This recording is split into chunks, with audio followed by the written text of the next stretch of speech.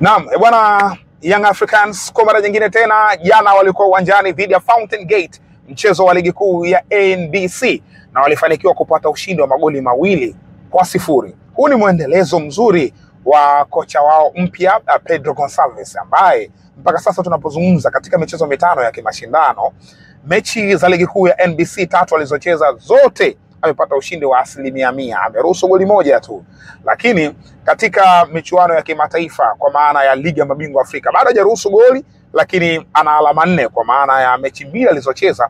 Moja imekwenda sare dhidi ya JS Kabylie na moja alishinda dhidi ya AS FAR Rabat. Ana goli moja na hajaruhusu goli katika michuano ya kimataifa. Sasa Pedro Gonçalves, hapa ni special session hii ambayo tunakwenda kuangalia baadhi ya vitu, lakini kubwa zaidi tunakwenda kuangalia kitu gani ambacho amekibadilisha kikubwa. Ikumbukwe kwamba kikosi cha Young Africans msimu huu akikuanza naye kilianza chini ya Romain Folz ambaye alikuwa nayo tangu kwenye maandalizi ya msimu kwa maana ya pre-season, akatoka nayo akaenda nayo kwenye ligi kuu, kacheza mechi 2 za ligi dhidi ya Mbeya City na dhidi ya Pamba, lakini pia akaenda kwenye michuano ya kimataifa akacheza na Wiliete de Benguela kwenye performance nzuri kabisa mechi zote 2 dhidi ya Wiliete.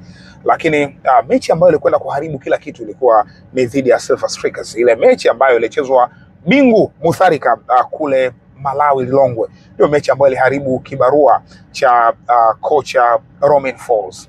Sasa pengine Romain Folz, mashabiki wengi wa Young Africans wana ni jina ambalo aliwavutia sana kwa sababu halikuacha kumbukumbu nzuri, halikuacha legacy nzuri, na ninavyosema hivyo na maanisha kwamba Romain Folz alikuwa akilalamikiwa sana katika eneo la kiuchezaji la timu, kwa maana ya namna ambavyo timu inacheza kulikuwa kuna changamoto. Mashabiki wengi wa Young Africans walikuwa hawaridhishwi na namna timu yao inavyoonekana katika pitch.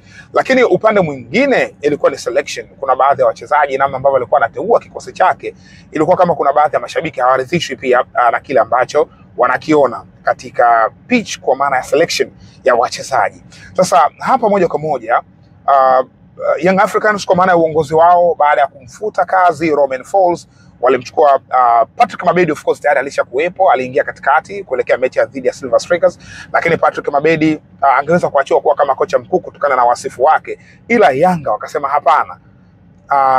CV zilitumwa nyingi kwenye timu yao kwa ajili ya kumchukua, kwa ajili ya kupata kocha ambaye ana wasifu mzuri. Miongoni mwa hizo CV ni Pedro Gonçalves ambaye alikuwa ameachana na Angola na alikuwa huru baada ya kumalizana na Angola. So Young Africans wakaamua kufanya kwa kila namna ili waweze kumpata Pedro Gonçalves. Hivyo baada ya kumpata Pedro Gonçalves, ndio huyu ambaye ameanza vizuri ligi mpaka sasa tunapozungumza. Muendelezo wake umekuwa wa aina yake, na kama kuna kitu kikubwa ambacho Pedro Gonçalves amefanikiwa ndani ya Young Africans, basi ni kukata kabisa yale maneno au kuyapoteza kabisa yale maneno ya hawachezi vizuri au timu haichezi vizuri.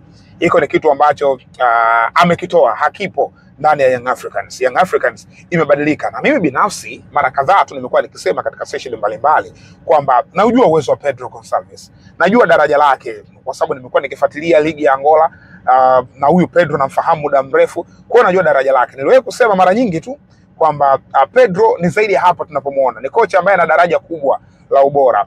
Kama anapata utulivu, basi anaweza kufanya vikubwa zaidi. So baada ya kuingia ndani ya kikosi cha Young Africans, imeonekana anaendelea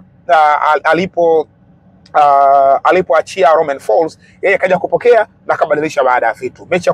Mechi ya kwanza dhidi ya Mtibwa Sugar anashinda mabao 2-0 kwenye kiwango ambacho kilishaanza kuonesha tofauti ukilinganisha na mechi za Romain Folz. Baada ya hapo, simaanishi kwamba Romain Folz mechi zake zilikuwa nzuri kabisa, hapana. Kuna mechi zilikuwa nzuri, lakini kuna baadhi ya mechi pia hazikuwa nzuri. Baada ya hapo akaenda kucheza na KMC na yenyewe pia akashinda ushindi mnono wa mabao 4-1.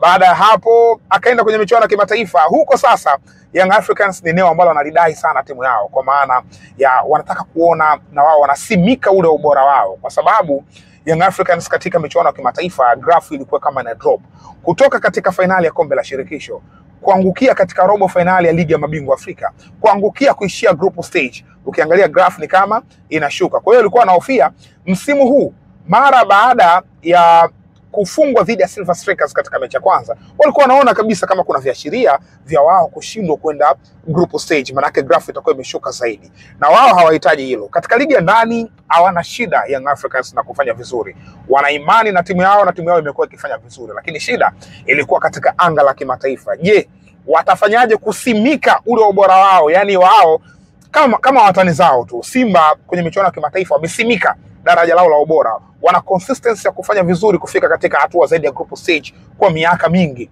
Kwa hiyo ni hali ambayo wenyewe Young Africans walikuwa wakitamani kuona na wao wanafanya kama ambavyo watani zao wanafanya, pengine na zaidi. Kwa nini?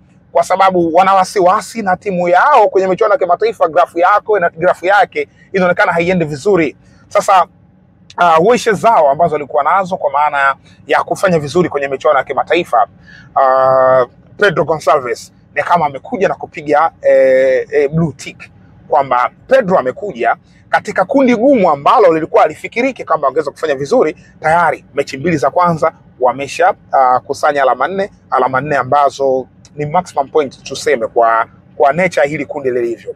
Lakini jana kaendelea kuonesha tena kwamba kwa nini kaaminiwa, kwa maana ya mfululizo wa kuendelea kupata matokeo dhidi ya Fountain Gate. So kwa upande wa Pedro Gonçalves binafsi naendelea kusisitiza kwamba ni kocha ambaye ana daraja la juu, ni kocha ambaye Young Africans walikuwa wanamhitaji kwa kipindi kirefu ili aweze kuongoza kikosi chao na kuweza kufanya vizuri zaidi bila kumvunjia heshima au kumkosea kwa namna yoyote ile Romain Folz, Patrick Mabedi, lakini pia makocha wengine ambao wamepita huku nyuma. Lakini kocha Pedro Gonçalves amekuja kuweka mark nyingine. Sasa kwa wakati huu tunapozungumza, tayari Young Africans inamalizia mechi zake kuelekea katika wanakwenda kucheza mechi kama nakumbuka vizuri dhidi ya Tanzania Prisons Dodoma, mchezo wa ligi. Lakini wanaelekea katika mapumziko ya kupisha finali za Afrika kwa maana ya AFCON, alafu wanarudi Januari kwa maana ya dirisha dogo. Sasa katika mkono wangu tayari kuna taarifa za kuwahitaji baadhi ya wachezaji, yes, kwa maana ya wachezaji wapya ambao watakuja kuongeza nguvu ndani ya Young Africans.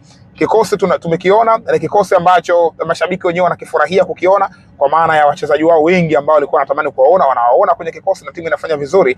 Lakini bado Pedro Gonçalves anaamini timu inaweza kufanya vizuri zaidi ya hapa anapoiona, kwa kuleta cream, kwa kuleta wachezaji wenye ubora zaidi. Tayari kuna majina mawili yapo katika mkono wangu ya nyota ambao wanahitajika na Young Africans. Mmoja ni mshambuliaji, mmoja ni kiungo wa ushambuliaji. So kuna vitu sijaja mbele yenu kwa sasa kuleta hii taarifa, kwa sababu kuna vitu navithibitisha. Nikisha vithibitisha hivyo vitu kwamba yes, hii taarifa inastahili kuja hapa mbele, basi nitakuja nayo na tutaiangalia kiundani zaidi kwa kile ambacho Young Africans na Pedro Gonçalves wanataka kukifanya. Lakini ujue kuna wachezaji wawili kutoka Angola, na hao wachezaji at any time mtawasikia, tutakuja kuifanya hapa hiyo story, lakini kwa sasa bado inaendelea kubakia hapo na itakuwa exclusive tukija kuijadili hapa katika meza yetu. Lakini kubwa zaidi ni wakumbushe tena kwa wale wote kwa wakazi wa Vikindu na maeneo ya jirani, kwa maana ya Kisemvule mpaka Mkuranga, lakini huku mpaka Mwandege, Mbagala huku Kongoe, Toa Ngoma na maeneo ya jirani. Na hapo kama mnahitaji huduma ya AC installation, kufungiwa AC kwa ustadi wa hali ya juu, basi sehemu sahihi ya kupata hizo AC ni K Fabrication, ambao wenyewe wanapatikana Amadol. Ukishusha tu ule mlima, ukiacha kiwanda cha Bahresa hapa Mwandege, ukishusha mlima ukipandisha hapa juu mkono wa kushoto hapa, utaona duka limeandikwa K Fabrication. Pale ndio sehemu sahihi ya wewe kwenda kupata huduma ya kufungiwa AC. Lakini pia kwa wenye uhitaji wa spare za bajaji za pikipiki na guta, sehemu sahihi ni ABY Genuine Spare Parts ndani ya Mafia na Sikukuu Kariakoo, Dar es Salaam. Pale wanakufanyia delivery, wanakufungia spare zote, wanakutumia katika mkoa ambao upo kwa bei nafuu kabisa, na zinafikika, kwa maana spare zinafika huko ulipo wewe kwa bei ya jumla na rejareja. Ni wewe tu unataka kitu gani.